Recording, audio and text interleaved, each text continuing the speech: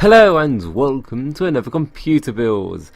Today I've given myself the task of making a computer which could run Battlefield 3 at Ultra 1080p, record it, and then you could also do either general editing or edit the footage which you've taken from the game. Yeah. So first we'll start off with the CPU, which is an i5 3570K. The reason I've chosen this is because it's a very good processor for editing and also gaming, so it has a nice balance between the two. It's also very good for money and it's very overclockable as long as you have a water cooling unit.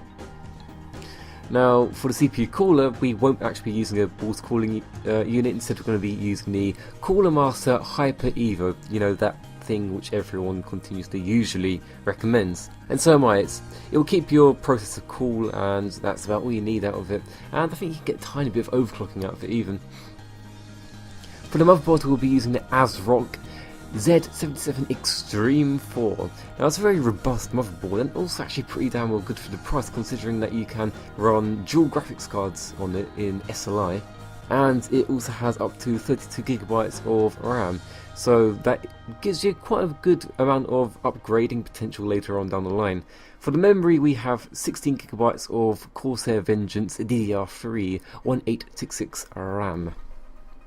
This is not really high up super mega quality RAM, and it's not exactly poop RAM. It's basically, it will do the job and it will be fine, and it's just not going to explode on you. So that's why it's been chosen. For the storage I have chosen a Kingston HyperX 240GB solid state drive. Now to be honest, if you for some reason don't like Kingston, you could just go for a like Samsung 830 or 840, whatever. But to be honest, I'm taking the Kingston HyperX because I have many people which also recommend it to me. I'm using one myself and it's working pretty damn well good for me. Grammar, bloody hell. And it's good, and I can't remember the read and write speed, so I might throw it up on the screen somewhere, but it's pretty damn good for itself. And for the secondary bit of storage, I'm going to be using a Seagate Barracuda 2TB internal hard drive. To be honest, it's just really storage, but it's again good for the money, so yeah, that's why it's been used. For the graphics card, I'll be using a GTX 670 for the Win Edition.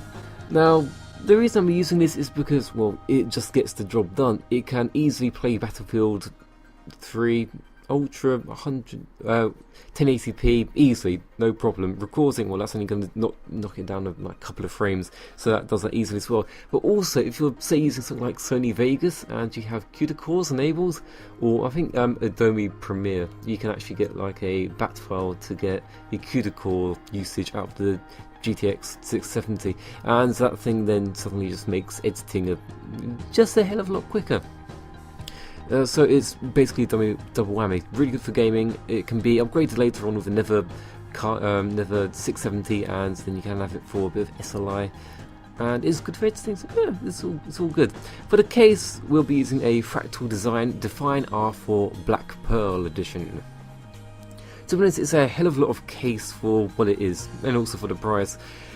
It has a hell of a lot of slots for storage. It allows for quite a good range of motherboards, so if you want micro ATX and yeah, normal ATX, and yeah, which we're going to be using anyway.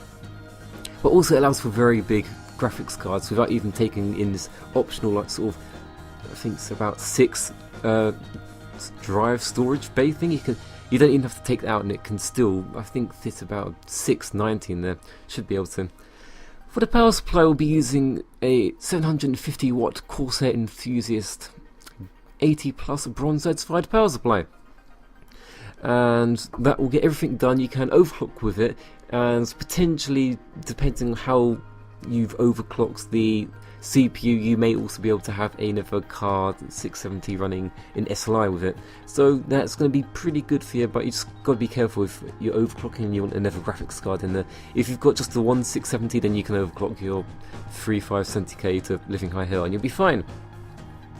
For the total price, it's £1,087, which is pretty damn good. Oh, and 92p if we're going to be super finicky, and that's without the light on or operating system. So if you liked this, give it a like, and if you want more of it, subscribe maybe, please, or I'll shake an empty Tic Tac thing at you. See? None in it. It's terrible. I mean, next time if you give me a subscription, I may have a full one, or may just fill it with rice, and then you'll think it's full, but it's not. Yeah, evilness.